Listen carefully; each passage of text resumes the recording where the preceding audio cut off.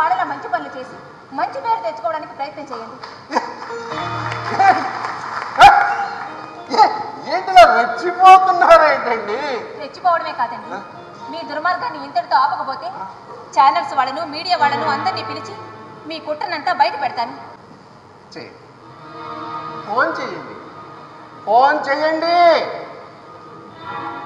ఏదో ఆఫీసర్ పెళ్ళం మొగుడిని బెదిరించినట్టు బెదిరిస్తున్నారే. నేను ఎవరి అదిరింపులకి బెదిరింపులకి లొంగే ఘట్టాన్ని కాదు. నన్ను ఎవరు ఏమీ చేయలేడు. ఎవరికి లొంగకపోతే మీడియా వాళ్ళు కనపడగానే పరుగున వెళ్ళి ఎందుకు వాళ్ళకు స్వాగతం పలుకుతున్నారు? వాళ్ళ భుజాల మీద చేతులు వేసి ఎందుకు వాళ్ళను కాకపడుతున్నారు? ఎందుకు వాళ్ళ జేబుల్లో పర్సులు పెడుతున్నారు? చూడండి, ఆ బీరువారం మూలుగుతున్న ఆస్తుల్ని ఒక్కసారి చూడండి. పిల్లల పేరున, చుట్టాల పేరున, ఉన్న వాళ్ళ పేరున, లేని వాళ్ళ పేరున, పుట్టిన వాళ్ళ పేరున, పుట్టబోయే వాళ్ళ పేరున, ఆఖరికి కుక్కల పేరున, గాడుదల పేరున కూడా మీరు కొన్న భూములు. ఏం చేసుకుంటారండి ఆ భూములని? మన ఇంట్లో ఉన్న బంగారం అంతా కరిగించి పోత పోస్తే ఊరికో గాంధీ విగ్రహం పెట్టొచ్చు. ఇంకా ఏం తక్కువైందని అన్యాయం?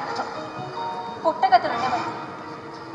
అర్థమనర్థం భావయ నిత్యం నాస్తి తతః సుఖవేశః సత్యం. ధనము ధనము అని కలవరించదవు నిత్యం, ఆ ధనము నీకు సుఖాన్నివ్వదు, ఇది సత్యం. ధనం మనిషిని నడిపే ఇంధనం. గాలి పోగేసం తినడానికి నేనే గాలి నా కొడుకుని కాదు, రాజకీయ నాయకుడిని. రాజకీయం అంటే ప్రజాసేవే కానీ అధికారం, అహంకారం, హంగు, ఆర్భాటాలు కావండి.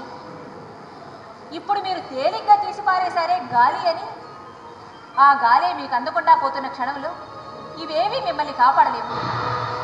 మీ నరాల వ్యవస్థ మీ మీద తిరుగుబాటు చేసినప్పుడు మీ కేడరు, కార్యకర్తలు, పొలిటికల్ వ్యవస్థ ఏది, ఏ ఒక్కరు కూడా మీలో ప్రాణశక్తిని నింపలేదు. మర్చిపోకండి. చూడండి, ప్రజానాయకుడికి ఉండాల్సింది భౌతిక శక్తి కాదండి, ఆధ్యాత్మిక శక్తి. గుర్తుంచుకోండి.